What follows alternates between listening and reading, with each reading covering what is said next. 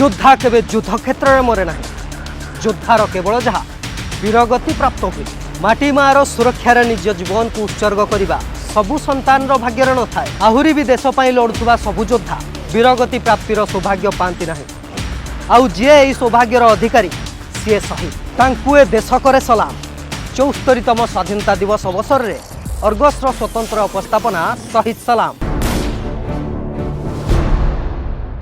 आज आम सलाम जणाइबा सेमिति जड़े शहीद जे पुरी जिला नुआगाँर वीर जे ओडिशार वीर जे भारतवर्षर वीर वीर शहीद मनोरंजन लेंका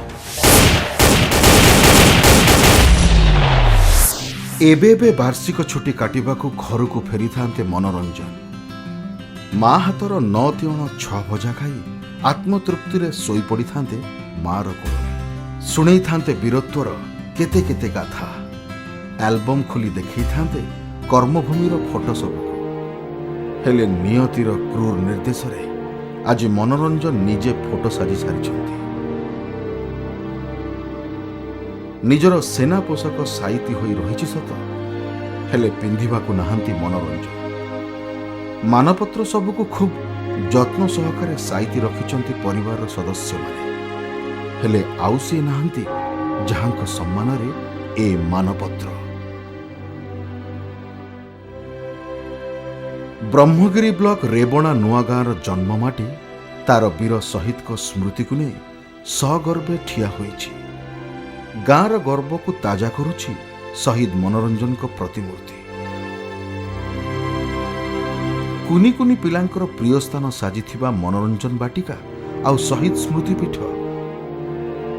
अरी पाई रेरेकार करुथुबा रेबणार वीर पाइक माटी 3 वर्ष परे भी मनोरंजन को स्मृति को नहीं ताजा रही चाषी घरर पुओ मनोरंजन देशमातृकार सेवारे निजको समर्पिबार अभिलाष जो दिन पूरण है से दिन खुशी रे माँ माटी को मथा छुई मुंडिया मारिथिले पुओर खुशी रे खुशी हेइथिले बापा दुर्योधन लेंका साही पड़िसा रे मिठा बंटा जाइथिला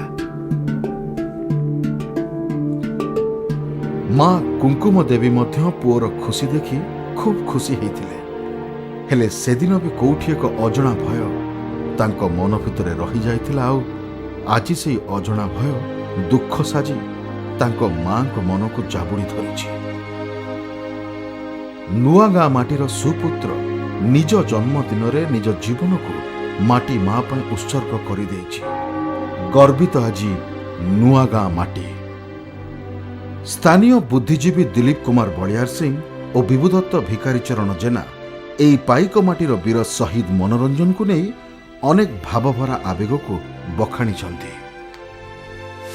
से आसीथिले जेतेबेले से कर्म क्षेत्र भितरु तांकर सेही जन्ममाटी को बापांकर सेही शेषकृत्य समापन करी से जाइतिले तांकर से कर्ममय जीवन भितर को जोठी से कर्ममय जीवन को आपणे नहीं देशमातृकार सेवा करबा पई जाउतिले सेही समय से लैंडमाइन रे तांकर प्राण को त्याग करथिले उत्सर्गित करथिले किंतु केते केबे हेले से मृत्यु को डरी नथिले से उत्सर्गित करदेले हसी हसी देइथिले तांकर जीवन को किंतु तांकर सेही परिवार से आत्मीय स्वजनकर आत्मीयता तांको फेरे आनी पर नथला से मृत्यु को डरी जाई नथिले तेणु सेही मनोरंजन निश्चित भाव में आम समस्त पाखे समस्त उदाहरण रहिबे से उदाहरण रहिबे सेही जय जवान जय किसान जय मनोरंजन शत्रु जो गाँव पाइक मानकर रेरेकार शुणिकी बणा हो जाए से गाँव पाइक मानकर रेरेकार शुणी बणा हो जाए तेणु से गाँ ना हूँ रेबणा से रेबणार पवित्र माटी रे ये ब्रह्मगिरी अंचल गोटे पुओ तार जन्मदिन से पुणी देश शहीद हवा तेणु ये गोटे परम सौभाग्य दिवस आम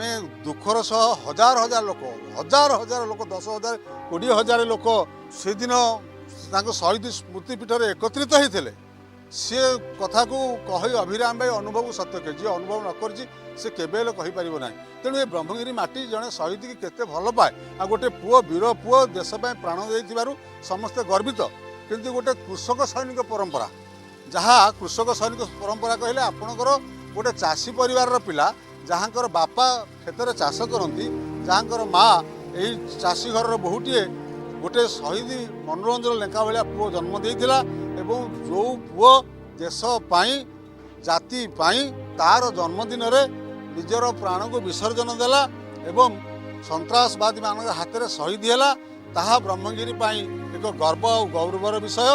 ବ୍ରହ୍ମଗିରି ମାଟି ଜଣେ ଶହୀଦକୁ ଜନ୍ମ ଦେଇଥିବାରୁ ଅନେକ ମାତ୍ରାରେ ଗର୍ବିତ ହେଇଛି। କିନ୍ତୁ ଅଞ୍ଚଳବାସୀ ଦୁଃଖ କରିଛନ୍ତି, ଗୋଟେ ପୁଅ ଦେଶ ପାଇଁ ପ୍ରାଣ ଦେଲା, ଯେତିକି ଗର୍ବର କଥା।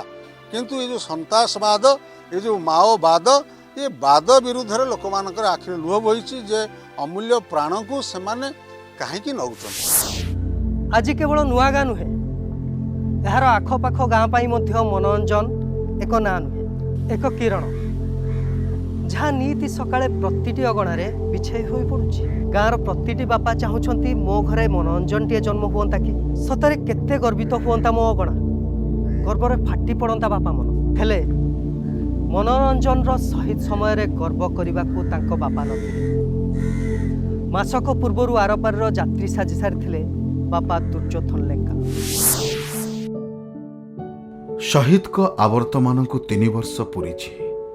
ୟା ଭିତରେ ଦିନ ପରେ ରାତି, ପୁଣି ରାତି ପରେ ଦିନ ବିତିଛି। ଋତୁ ଆସିଛି, ଋତୁ ଫେରିଛି, ଅନେକ କ୍ଷତ ବି ଭରିଛି।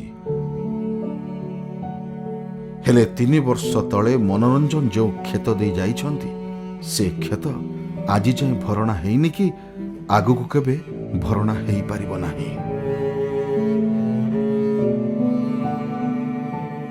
ଆଉ ମା ମନ,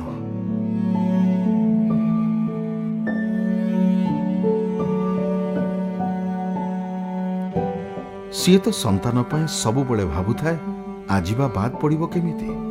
ଯେଉଁ ମା ଦିନେ ନିଜେ ନ ଖାଇ ତା ପୁଅକୁ ଖୁଆଉଥିଲା, ନିଜେ ନ ଶୋଇ ତା ପଣତ ପାରି ପୁଅକୁ ଶୁଆଇ ଦେଉଥିଲା, ସେଇ ମାକୁ ଆଜି ଦିନଟିଏ ଯୁଗଟି ପରି ଲାଗୁଛି। ସମୟ ତା ପାଇଁ ଯେମିତି ଅଟକି ଯାଇଛି। ତା ଚାରିପାଖରେ ପ୍ରତିଟି ସଜୀବ ଆଉ ନିର୍ଜୀବ ବସ୍ତୁମାନଙ୍କ ଭିତରେ ନିଜ ପୁଅକୁ ଅନୁଭବ କରୁଛି। ପୁଣି ଖୋଜିଲେ ପୁଅକୁ ପାଉନି। ଯୋଉଠି ବି ବସିଲେ, ଯୋଉଠି ବି ଉଠିଲେ, ସେଇ ଗୋଟିଏ ଦୁଃଖ। ସିଏ ତା ପୁଅକୁ ପାଇବ କେଉଁଠୁ? ମା ମନ, ଏତେ ବଡ଼ ଦୁଃଖକୁ ସିଏ ସହିବ କେମିତି? ପ୍ରଥମେ ସ୍ୱାମୀ ଚାଲିଗଲେ, ସେଇ ଦୁଃଖରେ ଲୁହ ଶୁଖିନି। 1.5 ମାସ ବି ହେଇନି, ଚାଲିଗଲା ପୁଅ। ଏ ପାରିରେ କୁଙ୍କୁମ ଦେବୀ, ସେ ପାରିରେ ସ୍ୱାମୀ ଓ ପୁଅ। ଏବେ ନିସଙ୍ଗ ମାଟିର ସାଥୀ କହିଲେ କେବଳ ଲୁହ। ପୁଅର ସ୍ମୃତିକୁ ସାଉଁଟିଲା ବେଳେ ଧୈର୍ଯ୍ୟର ବନ୍ଧ ଭାଙ୍ଗି ଯାଉଛି।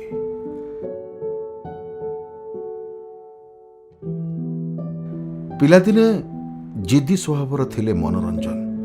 ଘରର ସବୁଠୁ ସାନ ଥିଲେ ସିଏ। 5 ବର୍ଷ ଯାଏଁ ରୋଗାକ୍ରାନ୍ତ, ଖୁବ୍ ଦୁର୍ବଳ ଥିଲେ। ସାନ ପୁଅ ହୋଇଥିବାରୁ ଅତି ଗେହ୍ଲାରେ ବଢ଼ିଥିଲେ। ଯାହା ମନ ଚାହୁଁଥିଲା ତାକୁ ପାଇବା ପାଇଁ ଜିଦ୍ ଧରି ବସୁଥିଲେ। ହେଲେ ସବୁବେଳେ ମା କଥାକୁ ମାନୁଥିଲେ। ସେଭଳି ପୁଅ କ'ଣ ଆଉ ଥରେ କୋଳକୁ ଫେରି ଆସିବ?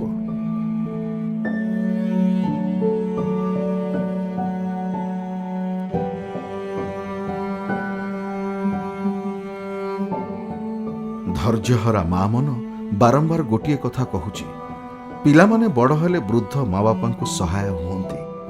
ହେଲେ ତାଙ୍କର ଏ ଆଶା ଏବେ ବି ଲିଭିଲା ନିଆଁର ପାଉଁଶ।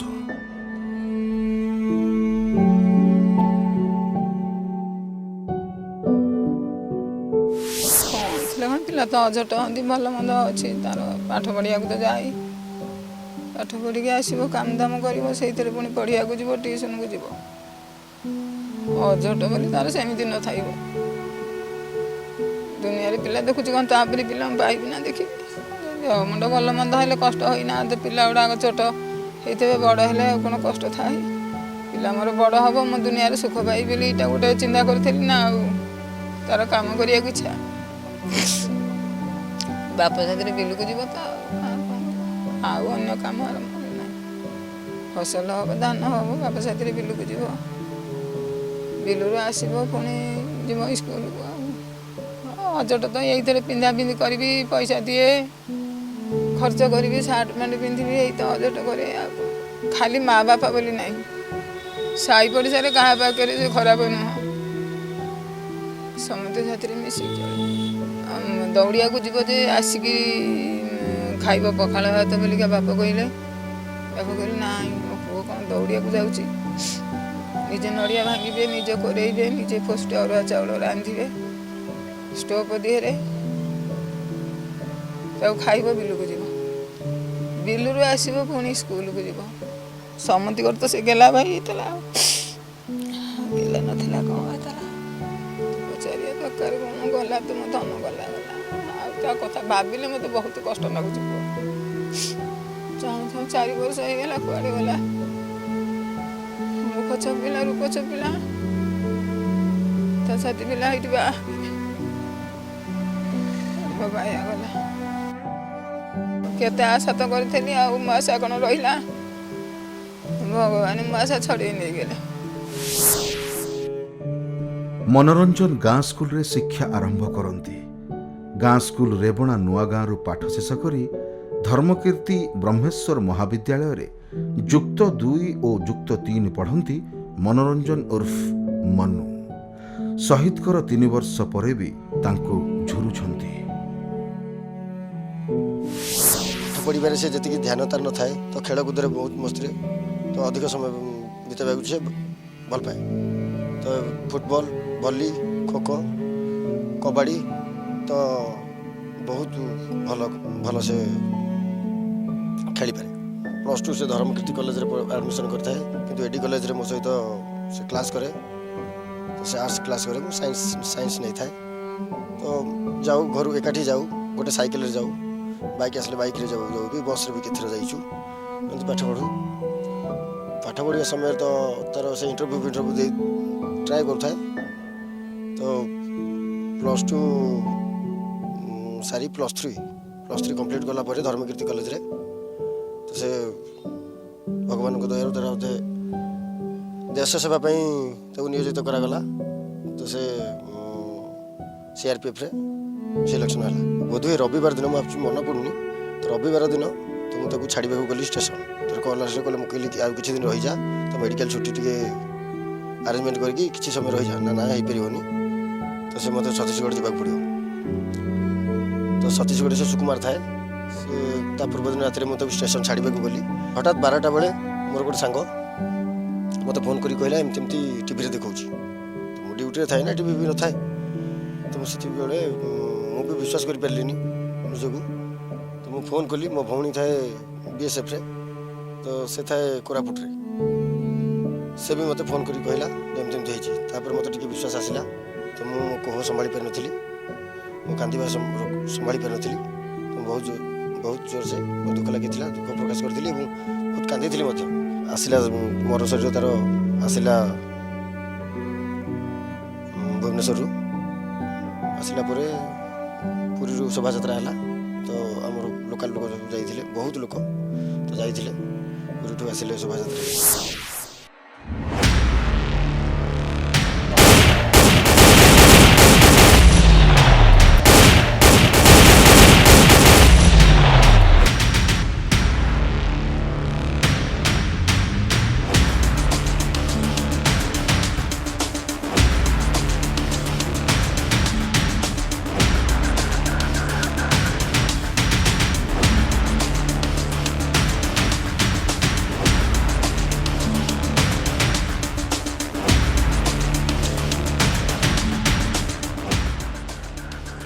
ସେଦିନ ଥିଲା ମାର୍ଚ୍ଚ 13, 2018।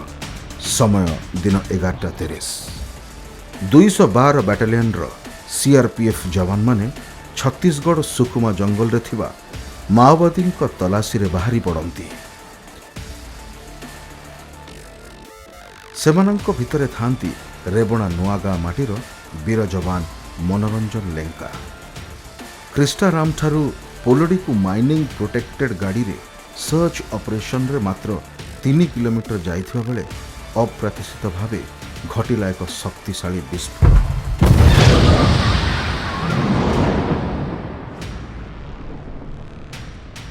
ବିସ୍ଫୋରଣ ଏତେ ଭୟଙ୍କର ଥିଲା ଯେ ଯବାନମାନେ ବ୍ୟବହାର କରୁଥିବା ଯାନଟି ପତ୍ର ଉଡ଼ିଲା ଭଳି ଉଡ଼ି ଯାଇଥିଲା। ସଡ଼କ ଉପରେ ସୃଷ୍ଟି ହୋଇଥିଲା ଏକ ବିରାଟ ଗାତ। ଗାଡ଼ିର ଟାୟାର ବ୍ୟତୀତ ଅନ୍ୟ କିଛି ସୁରକ୍ଷିତ ନଥିଲା। ଘଟଣାସ୍ଥଳରେ ଶହୀଦ ହୋଇଥିଲେ 9 ଯବାନ ଆଉ ସେମାନଙ୍କ ମଧ୍ୟରେ ଥିଲେ 25 ବର୍ଷୀୟ ବୀର ମନୋରଞ୍ଜନ। ମନୋରଞ୍ଜନ ଗୋଟିଏ ସୀମିତ ପୃଥିବୀ ଭିତରେ ଥିଲେ ସତ, ହେଲେ ନିଜର ଅସୀମିତ କାର୍ଯ୍ୟଧାରାରେ ପରିଚିତ ପରିଧିଠାରୁ ବେଶ ଦୂରକୁ ଚାଲି ଯାଇଥିଲେ, ଯେଉଁଥିପାଇଁ କି ତାଙ୍କ ମର ଶରୀର ପହଞ୍ଚିବା ମାତ୍ରେ ଲୋକାରଣ୍ୟ ହୋଇ ଉଠିଥିଲା ନୂଆଗାଁ।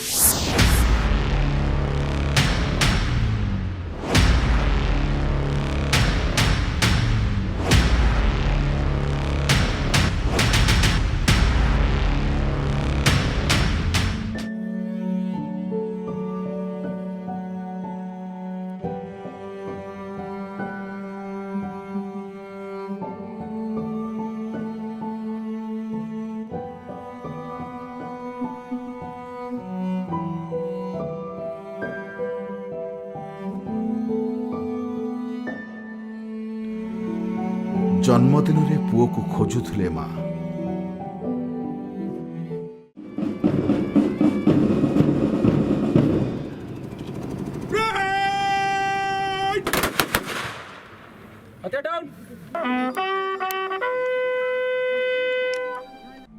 ଦିନକ ପରେ ମାର୍ଚ୍ଚ 14 ତାରିଖରେ ଭୁବନେଶ୍ୱର ବିଜୁ ପଟ୍ଟନାୟକ ଆନ୍ତରାଷ୍ଟ୍ରୀୟ ବିମାନ ବନ୍ଦରରେ ପହଞ୍ଚିଲା ଶହୀଦଙ୍କ ଶବ।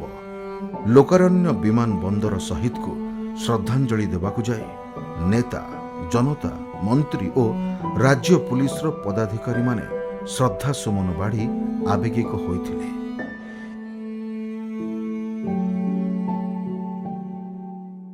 ଏକ ସୁସଜ୍ଜିତ ଯାନରେ ଶହୀଦଙ୍କ ଶବ ଭୁବନେଶ୍ୱରରୁ ପୁରୀ ଦେଇ ବ୍ରହ୍ମଗିରି ଜନ୍ମମାଟିରେ ପହଞ୍ଚିଲା ବେଳକୁ ଲୁହରେ ଭାସୁଥିଲା ପରିବାରର ଆଙ୍ଗାମାଟି।